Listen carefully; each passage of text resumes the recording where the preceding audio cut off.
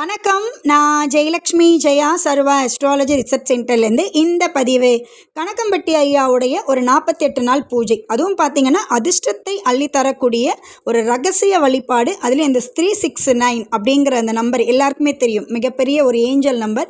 இந்த ஏஞ்சல் நம்பரை நம்ம சூட்சுமமான ஒரு பூஜைக்கு யூஸ் பண்ண போகிறோம். இந்த பிரயோகம் ரொம்ப ஒரு எஃபெக்டிவான பிரயோகம்.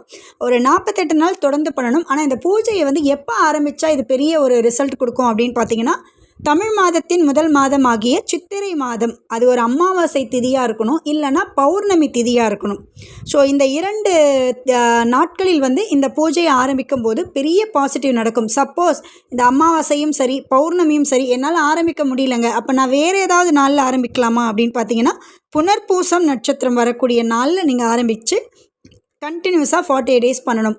அதுவுமே எனக்கு மிஸ் ஆகிடுச்சு மேடம், வேறு என்ன பண்ணலாம் அப்படின்னா, ஏதாவது ஒரு வியாழக்கிழமையில் நீங்கள் இந்த பூஜையை ஆரம்பிக்கலாம். பட் ஃபஸ்ட்டு ப்ரிஃபரன்ஸ் அது அமாவாசையாக இருக்கணும், அதுவும் பௌர்ணமியாக இருக்கணும். குறிப்பாக இந்த பூஜையை சித்திரை மாதம் தான் ஆரம்பிக்கணும். ஏன்னா அந்த தமிழ் மாதம் சித்திரை மாதம் இந்த பூஜையை பண்ணும்பொழுது உங்களுக்கு மிகப்பெரிய அதிர்ஷ்டம். சித்திரை மழை அப்படின்னாலே செல்வ மழைன்னு சொல்லுவாங்க. ஸோ அது மாதிரி நம்மளோட வாழ்க்கையில் அதிர்ஷ்டம் அப்படியே என்ன சொல்லுது, மழையாக பொழியணும் அப்படின்னா நிச்சயமாக இந்த 369 வழிபாடு ரொம்ப நல்ல வேலை செய்யும். சரி, முதல்ல இதுக்கு என்னெல்லாம் வேணும் அப்படின்னு பார்த்தீங்கன்னா, இந்த 369 அப்படிங்கிற ரூபாய் நோட்டு யார்கிட்டையாவது இருக்குது, அது 10 ரூபாவாக இருக்கலாம், 20 ரூபாவாக இருக்கலாம், 50 ருபீஸு, 500, 1000 ருபீஸு, ஓல்டு இதுதான் 1000 ருபீஸ். ஆனால் அந்த ஓல்டு 1000 ருபீஸ் கூட சில பேர்லாம் வச்சுருப்பீங்க, அந்த 369, 786 ஏஞ்சல் நம்பர் இருக்கக்கூடிய நோட்டுகளில். அப்படி இருந்தால் கூட நீங்கள் பிரயோகம் பண்ணலாம். 2000 ருபீஸு.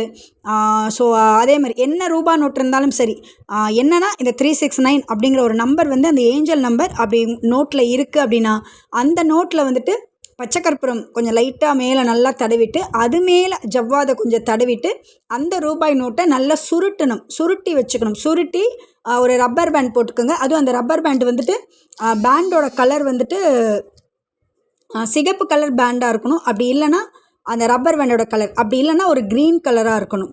ஸோ மஞ்சள் கலராக இருக்கணும். இந்த 3 கலரில் என்ன கலர் ரப்பர் பேண்டு கிடைச்சாலும் நீங்கள் அதை நல்லா அந்த ரூபாய் நோட்டை சுருட்டிட்டு அதில் போட்டுட்டு உங்கள் கைகளில் வச்சுக்கணும். ஸோ ரைட் ஹேண்டில் வச்சுக்கலாம். ஒரே ஒரு ரூபாய் நோட்டு இருக்குது, இல்லை மேடம் என்கிட்ட 2 நோட்டு இருக்குது அப்படின்னா 2 கைகளிலுமே அந்த ரூபாய் நோட்டை நீங்கள் வச்சுக்கிட்டு இந்த பிரயோகம் பண்ணணும். ஸோ சப்போஸ் என்கிட்ட இந்த 369 அப்படிங்கிற ஒரு நோட்டே இல்லை, அப்போ நான் என்ன பண்ணுறது அப்படின்னு கேட்டிங்கன்னா, உங்களுடைய கைகளில் நீங்கள் 369 அப்படிங்கிற ஒரு நம்பரை எழுதணும். ஸோ அந்த மெத்தட் ரொம்ப நல்ல வேலை செய்யும். ஸோ எப்படி எழுதணும் அப்படின்னு பார்த்தீங்கன்னா, உங்களுடைய இது ஒரே ஒரு கையில் எழுதுனா போதும். ஸோ எந்த கையில் அப்படின்னா, உங்களுடைய இடது கையில் தான் இதை பண்ணணும். ஏன்னா இன்னொரு கையில் ரைட் ஹேண்டில் நம்ம ஸ்லோகத்தோட கவுண்ட்டோ இல்லை ஜெபமாலையோ உருட்ட போகிறோம். அதனால் ரைட் ஹேண்டில் இதை எழுதாதீங்க. நீங்கள் எழுத வேண்டிய கை என்ன அப்படின்னு பார்த்தீங்கன்னா, உங்களோட லெஃப்ட் ஹேண்டில் தான் எழுதணும். அதுவும் இது எந்த கலர் பேனால் எழுதணும் அப்படின்னா, நிச்சயமாக க்ரீன் கலர் பென் கொண்டு தான் எழுதணும். அது க்ரீன் கலர் பேனா, க்ரீன் கலர் ஸ்கெட்ச் பென் எப்படினாலும் இருக்கலாம். ஏன்னா ஸ்கெட்ச் பென்னை நீங்கள் எழுதுனீங்க அப்படின்னா, அந்த தண்ணி நமக்கு சப்போஸ் ஸ்வெட் ஆகும்போது தண்ணியில் கரைஞ்சி போயிடும். ஸோ முடிஞ்ச அளவுக்கு கொஞ்சம் ஜெல் பென் மாதிரிலாம் வருது. ஸோ பேனாலே எழுதிக்கோங்க, சரிங்களா? என்ன பண்ணணும் அப்படின்னு ஃபஸ்ட்டு சொல்லிடுறேன். நம்மளுடைய சுண்டு விரல், இந்த சுண்டு விரல் என்ன அப்படின்னு பார்த்தீங்கன்னா புதன்மேடுன்னு சொல்லுவாங்க. சுண்டு விரலை தான் புதன்மேடு. ஸோ அப்போ அந்த லெஃப்ட் ஹேண்டில் உங்களுடைய சுண்டு விரல் புதன்மேட்டில் 3 அப்படிங்கிற ஒரு நம்பரை எழுதுங்க. நம்பர் 3 உங்களுடைய சுண்டு விரலுக்கு கீழே எழுதுங்க புதன்மேட்டில். அடுத்தது 3 எழுதிட்டீங்க. 6 எங்கே எழுதணும் அப்படின்னு பார்த்தீங்கன்னா, உங்களுடைய பெருவிரல் தம்பு. ஸோ அந்த பெருவிரலில் 6 அப்படிங்கிற ஒரு நம்பரை எழுதுங்க. அந்த பெருவிரலுக்கு கீழே இருக்கக்கூடிய இடத்தோட பேர் பார்த்திங்கன்னா சுக்கிரமேடு. ஸோ அந்த அதிர்ஷ்டம் அப்படின்னாலே நிச்சயமாக ஒரு சொகுசு வாழ்க்கை, லக்ஸுரி லைஃப் வாழணும் அப்படின்னா சுக்கிரமேடு வலுத்திருக்கணும். ஸோ இப்போ நம்ம பண்ணக்கூடிய இந்த 369 என்ன பண்ண போகுது அப்படின்னா, உங்களுடைய கைகளில் நீங்கள் அதை எழுதும் பொழுது, இல்லை அந்த 369 அப்படிங்கிற ஒரு ரூபாய் நோட்டு உங்கள் கைகளில் வச்சுக்கிட்டு பண்ணும் பொழுது பெரிய ஒரு அபண்டன்ஸ் உங்கள் லைஃப்பில் நடக்கும். நீங்கள் எக்ஸ்பெக்ட் பண்ண முடியாத அளவுக்கு உங்கள் வாழ்க்கையில் நிறைய மிராக்கல்ஸ், அதிர்ஷ்டம், என்னுடைய பிரச்சனை எல்லாமே தீரக்கூடிய ஒரு வாய்ப்புகளை கொடுக்கும். அடுத்தது 9 அப்படிங்கிற ஒரு நம்பரை எங்கே எழுதணும் அப்படின்னா, உங்களுடைய ஆள்காட்டி விரல், அதாவது பெருவிரலுக்கு பக்கத்தில் இருக்கிறது தான் ஆள்காட்டி விரல். ஸோ அந்த ஆள்காட்டி விரலில் குருமேடுன்னு சொல்லுவாங்க, அது கீழே இருக்கிற அந்த இடத்தை. ஸோ அந்த கீழே வந்துட்டு 9 அப்படிங்கிற ஒரு நம்பரை எழுதுங்க. ஸோ இப்போ 3 வந்துட்டு சுண்டு விரலுக்கு கீழே இருக்கக்கூடிய இடம் புதன்மேடு, அங்கே எழுத போகிறீங்க. அடுத்தது பெருவிரலுக்கு கீழே இருக்கக்கூடிய சுக்கிரமேட்டில் 6 அப்படிங்கிற ஒரு நம்பர் எழுதுங்க. அடுத்தது ஆள்காட்டி விரல் அது கீழே இருக்கிற இடம் வந்துட்டு குருமேடு, அங்கே 9 அப்படிங்கிற ஒரு நம்பரை எழுதுங்க. அடுத்தது உங்களுடைய பெருவிரல் இருக்கு இல்லையா, அந்த பெருவிரலை கொண்டு போயிட்டு அந்த 3ன்னு ஒரு நம்பர் எழுதுனீங்களே அதை டச் பண்ணுற மாதிரி அந்த பெருவிரலை வச்சுருங்க. மீதி 4 விரல்களை அப்படியே அந்த பெருவிரல் மேலே மூடிக்குங்க. ஸோ ரொம்ப ஒரு எளிமையான ஒரு விஷயந்தான். இதை நான் வந்துட்டு உங்களுக்கு வீடியோலேயே வந்துட்டு நான் அதை எப்படி இருக்குது அந்த பொசிஷன் அந்த ஃபோட்டோஸ் வந்து நான் அப்லோட் பண்ணுறேன்.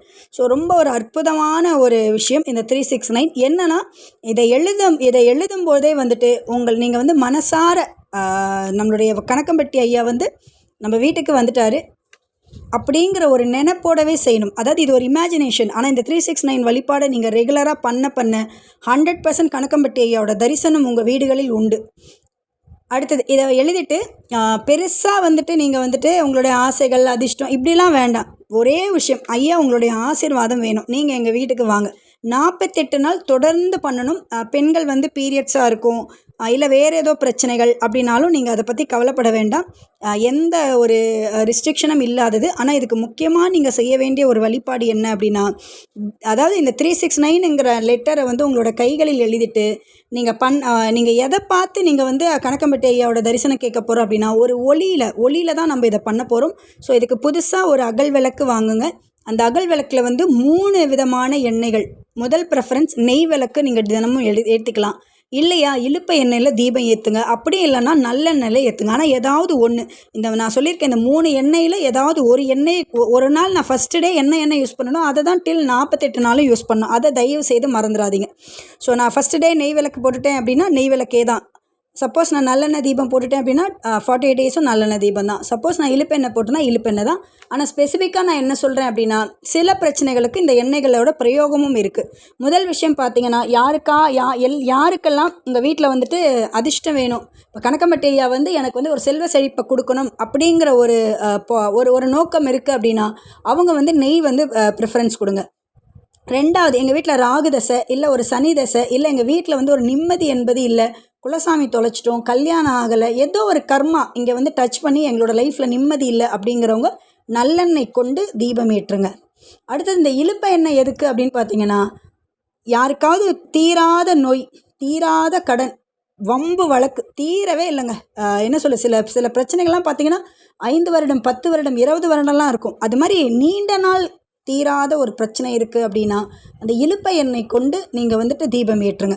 ஸோ தனித்தனி பிரச்சனைக்காகவும் நான் சொல்லியிருக்கேன். ஸோ இது மாதிரி ஒரு தீப வழிபாடு. இந்த தீபம் வந்துட்டு எவ்வளோ மணி நேரம் எரியணும் அப்படின்னு பார்த்தீங்கன்னா, குறைந்தபட்சம் ஒரு 45 நிமிடங்கள் கட்டாயமாக இந்த தீபம் வந்து எரியணும். அந்த 45 நிமிடங்களும் நீங்கள் உட்காரணும். இந்த 369ங்கிற அந்த கையில் எழுதிட்டு அந்த சிம்பிளோட உட்காந்துக்கிட்டு ஓம் கணக்கம்பட்டி ஐயா போற்றி, வேறு எதுவுமே கிடையாது. ஸ்லோகம் ரொம்ப எளிமையான ஒரு ஸ்லோகம், ஆனால் ரொம்ப ரொம்ப ரொம்ப பாசிட்டிவான ஸ்லோகம். இது இல்லாமல் சில பேருக்கு வந்து கணக்கம்பட்டி ஐயாவுடைய தனிப்பட்ட முறையில் கணக்கம்பட்டி ஐயாவுக்கு காயத்ரி மந்திரம் கிடையாது. ஆனால் என்கிட்டயே ஒரு 2-3 காயத்ரி மந்திரம் உண்டு. அது என்னென்னா, ஒவ்வொரு கிளைண்ட்டுங்களுக்கு அதில் சில குருஸ்தானத்தில் இருக்கவங்களுக்கெலாம் வந்து ஐயாவே சூட்சும வடிவத்தில் வந்து அவங்களுக்கு காயத்ரி ஸ்லோகங்கள் சொல்லி கொடுத்துருக்காங்க. ஸோ அப்படி யாருக்காவது கிடைத்திருந்தால் அந்த ஸ்லோகத்தை நீங்கள் பிரயோகம் பண்ணலாம், தாராளமாக பண்ணுங்கள். ஸோ ஒன்று காயத்ரி, அப்படி இல்லைனா ஓம் கணக்கம்பட்டி ஐயா போற்றி. இதை வந்து 108 முறையிலிருந்து 1008 முறை வரைக்கும். இது வந்து எதுக்காக அப்படி சொல்லலாம், அந்த கவுண்ட்டுங்கிறதுக்கு இங்கே முக்கியம் கிடையாது. பட் நீங்கள் உட்காரக்கூடிய அந்த 45 நிமிடங்களும் இந்த ஸ்லோகத்தை உச்சரிச்சுட்டே இருங்க.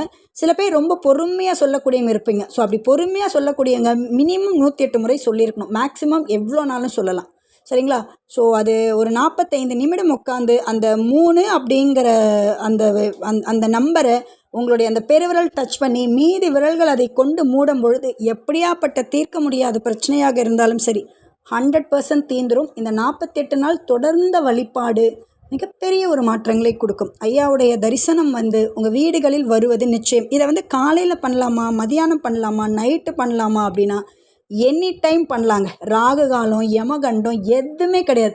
ஒருவேளை நான் ஒரு நாள் பூஜை வந்து காலையில் பண்ணிட்டேங்க, அடுத்த நாள் பூஜை வந்துட்டு நான் சாயங்காலம் பண்ணலாமா அப்படின்னா அதை மட்டும் தயவுசெய்து பண்ணாதீங்க. நான் ஒருவேளை காலையில் பூஜை எடுத்திருக்கேன் அப்படின்னா தொடர்ந்து 48 நாளும் காலையில் பூஜை பண்ணுங்கள். நான் மதியானம் பூஜை எடுத்திருக்கேன் அப்படின்னா தொடர்ந்து 48 நாள் மதியமே பண்ணுங்கள். நான் தொடர்ந்து இரவு தான் பண்ணுறேன்னா இரவு. இதையெல்லாம் தாண்டி ஒரு ஸ்பெஷல் டைம் உண்டு. அது என்னது அப்படின்னு பார்த்தீங்கன்னா, நார்மலாகவே சித்தர்கள் வழிபாட்டில் 2 டைம் தான் ரொம்ப ஸ்பெஷல். ஒன்று பிரம்ம முகூர்த்தம் 3 மணிலேருந்து 4:30 மணிக்குள்ளே, அப்படி 4:30ங்கிறது 6 வரைக்கும் கூட போகலாம். ஸோ 3 to 6 o'clock அது ரொம்ப பாசிட்டிவ். அப்படி இல்லைனா இரவு 8 மணிலேருந்து 11:30 மணி வரைக்கும் ரொம்ப ரொம்ப ரொம்ப அற்புதமான நேரம். சித்தர்கள் வழிபாட்டில் உங்களுக்கு அதுவும் இந்த நைட்டு 11 to 11லாம் வந்துட்டு உட்காந்து நீங்கள் ஒரு ஸ்லோகம் சொல்லி சித்தர்களை வழிபாடு செஞ்சுட்டோம் அப்படின்னா பெரிய பாசிட்டிவ் நடக்கும்.